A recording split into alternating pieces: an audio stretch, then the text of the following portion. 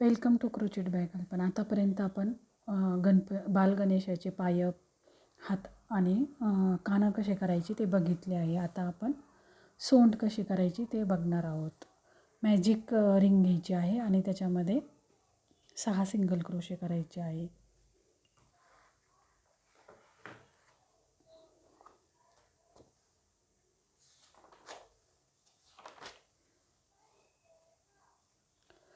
First राऊंडला 6 single crochet करायचे आणि दुसऱ्या राऊंडला पण 6च करायचे आहे.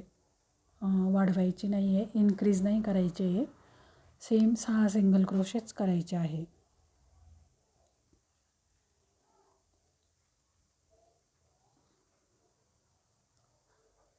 आतापर्यंत आपल्याला कळालेच असेल समोरचा भाग निमुळता राहतो म्हणून तिथं 2 राऊंड करायचे सेम याचे आणि नंतर मग इन्क्रीज करत जायचं. थोडे सुरुवातीला 3 सिंगल क्रोशे नंतर असे इन्क्रीज करत जायचं. नंतरचा भाग मग तो मोठा होतो. स्लिप स्टिच करून 1 चेन घ्यायची. प्रत्येक राऊंडला मी इन्स्ट्रक्शन नसले तरी प्रत्येक राऊंड क्लोज करते वेळेस स्लिप स्टिच करायची आणि 1 चेन घ्यायची असते. आता राऊंड 3ला 2 सिंगल क्रोशे करायचे आणि 1 इन्क्रीज करायचं. 2 सिंगल क्रोशे झाल्यानंतर नेक्स्ट याच्यामध्ये सेम याच्यामध्ये 2 सिंगल क्रोशे करायचे. ह्या राऊंडला टोटल 8 सिंगल क्रोशे होतील. तिसऱ्या राऊंडला स्लिप स्टिच नाही कळालं तर मार्कर लावून सुरुवातीच्या फर्स्ट स्टिचला मार्कर लावायचं आणि तिथंच स्लिप स्टिच करायची. 4th राऊंडला 1 सिंगल क्रोशे सेम प्रत्येक याच्यामध्ये 1 सिंगल क्रोशे असे टोटल 8 सिंगल क्रोशे होतात 4थ्या राऊंडला. आणि 5व्या राऊंडला परत इन्क्रीज करायचं. 3 सिंगल क्रोशे झाल्यानंतर 1 नेक्स्ट याच्यामध्ये इन्क्रीज करायचं. सेम याच्यामध्ये 2 सिंगल क्रोशे घ्यायचे. असे 5व्या राऊंडला 10 सिंगल क्रोशे होतील आपले.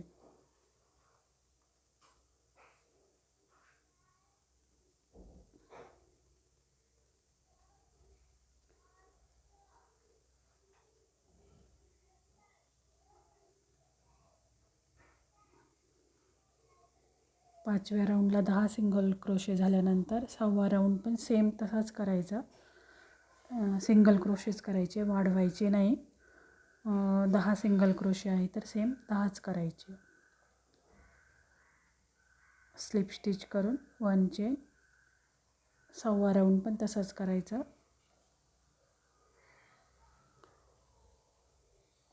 आणि 7 राऊंडला 4 सिंगल क्रोशे करून नेक्स्ट याच्यात इन्क्रीज करायचं आहे. त्या 7व्या राऊंडला 12 सिंगल क्रोशे होतात. तसेच आपल्याला 8 आणि 9 राऊंड 12 सिंगल क्रोशेचे करायचे आहे. अशा प्रकारे सोंड तयार होईल. समोर निमुळता भाग आणि वरती जाड.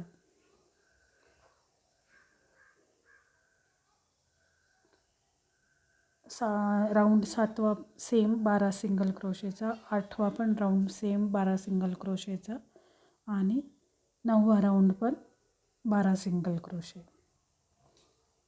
असं करून सगळे राऊंड कंप्लीट करायचे आहे. नंतर कंप्लीट झाल्यानंतर खालचा भाग थोडासा असा मुडपून सोंडेसारखा त्याला आकार द्यायचा आहे. म्हणजे सोंड दिसेल ती.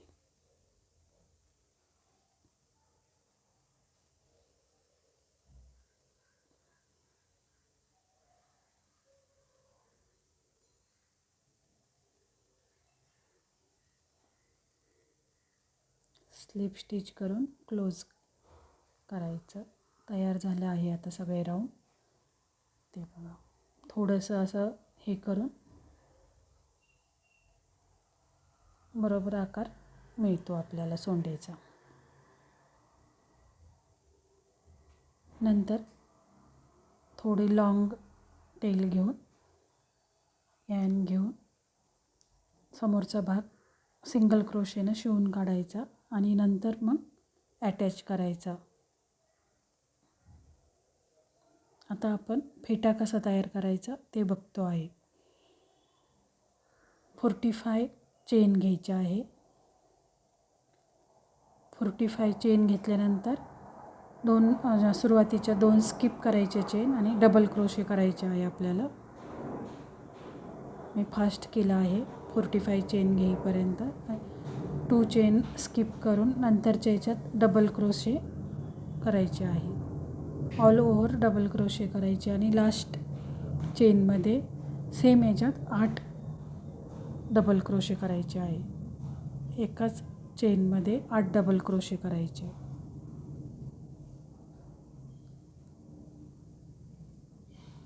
लास्ट चेनमध्ये एका याच्यातच 8 डबल क्रोशे करायचे आहे. यामध्ये मी चेंज केलेली दाखवली आहे, पण मला नंतर तो कलर कॉम्बिनेशन चांगलं वाटलं नाही, म्हणून मी सेम पिंक याचाच फेटा केलेला आहे. दाखवायला तो ब्ल्यू आणि पिंक मला बरोबर वाटला नाही, पण दाखवते वेळेस मी तिथं केलेला आहे. पण नंतर शेवटी पूर्ण तयार झाल्यावर मी पिंक याचाच पूर्ण हे केलेला आहे. सेम आहे, पण ते हा जसा केला आहे तसाच तो पण केलेला आहे. स्लिप स्टिच करून अँड कट करून घ्यायची आहे.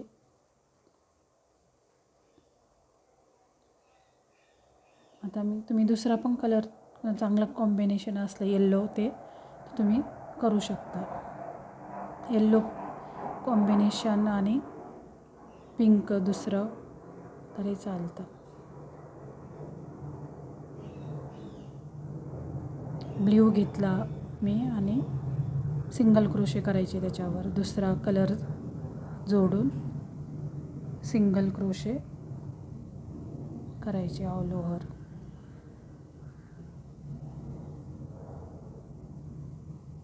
शेवटपर्यंत 8 डबल क्रोशेपर्यंत सिंगल क्रोशेच करायचे आहे.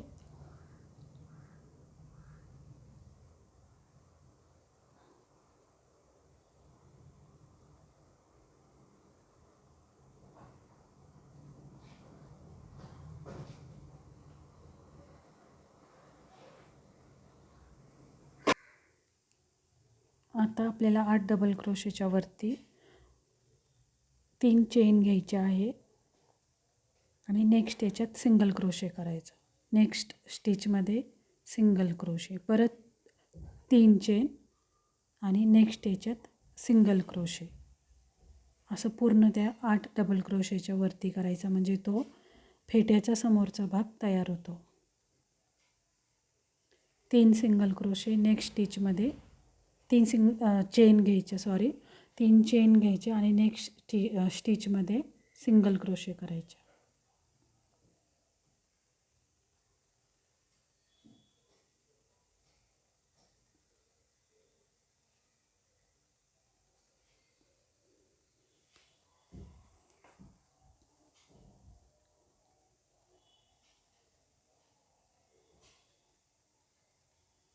तीन चेन घेऊन नेक्स्ट स्टिचमध्ये सिंगल क्रोशे, असं परत 3 चेन आणि सिंगल क्रोशे. थोडा लांब धागा सोडून ते शिवून घ्यायचं.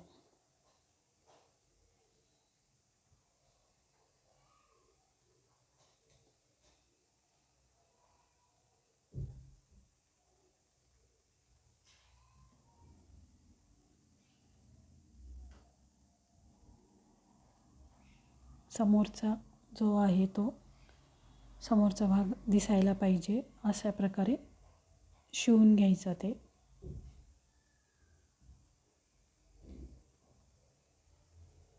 आणि छानपैकी असा फेटा तयार होतोय, झाला आहे आपला.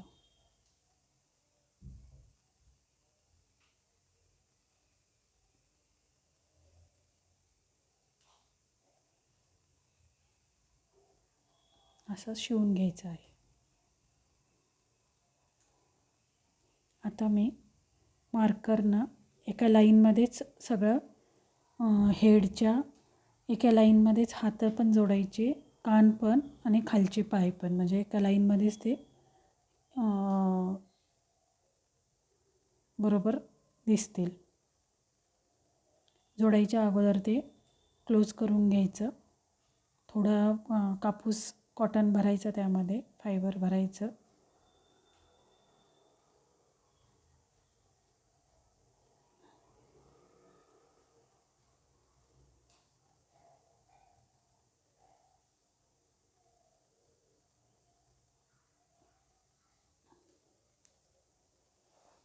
शिवायला हे सोपं पडतं असं अगोदरच हे करून घेतलं तर. आता मी दाखवते कसं फक्त दाखवते, नंतर मी सुईनं शिवून घेणार आहे. असं एका लाईनमध्येच कान, नंतर दोन्ही कानं असे हे करून घ्यायचे, म्हणजे प्रॉपर आपले जागेवर जोडले की नाही ते दिसतं आपल्याला प्रॉपर. डोळ्यापासून 4 ते 5 स्टिचचं अंतर ठेवून नंतर पाय थोडे समोरून असे जवळ करून घ्यायचे, म्हणजे बसल्यासारखं वाटतं. असं शिवून घेणार आहे मी, नंतर मी दाखवते आता. आणि हात पण सुईनं मी नंतर शिवून घेते, मग दाखवते तुम्हाला कसं दिसतं ते. एकाच लाईनमध्ये शिवून घ्यायचे आहे. आणि सोंड पण तशीच. दोन्ही डोळ्याच्या मध्यभागी सोंड शिवून घ्यायची. ह्या सुईनं नाही जमले तर आपल्या दुसऱ्या बारीक सुईनं शिवले तरी चालते. आणि फेटा पण शिवून घ्यायचा, म्हणजे प्रॉपर तो दिसतो. मी नंतर पिंक केलेला आहे, हा ब्ल्यू कॉम्बिनेशनमध्ये आहे. शेला आणि ते केलेलं आहे. थँक्यू.